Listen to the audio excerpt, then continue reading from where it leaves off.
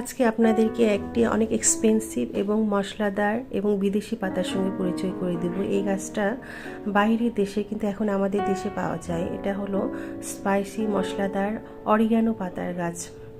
এইটাকে আপনারা নিজেদের ছাদে, টবে বা মাটিতে লাগাতে পারবেন। এটা বিভিন্ন সুপার শপগুলোতে দেখবেন যে শুকনো ড্রাই অবস্থায় বিক্রি করতে দেখা যায়, এবং ওটা অনেক এক্সপেন্সিভ এবং ওটার দামটাও অনেক বেশি।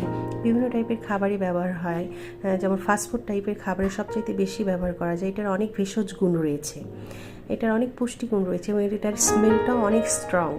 এটা আপনারা অনেক ধরনের খাবার ইউজ করতে পারবেন, বড়া, পিৎজা, নুডলস, আরও অনেক স্পাইসি খাবার ইউজ করতে পারবেন।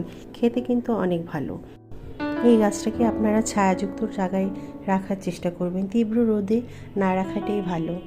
এটা আপনারা বাসার ছাদে বা বিভিন্ন জায়গায় রোপণ করে দেখতে পারেন। গাছটা আপনাদের অনেক উপকারে আসবে।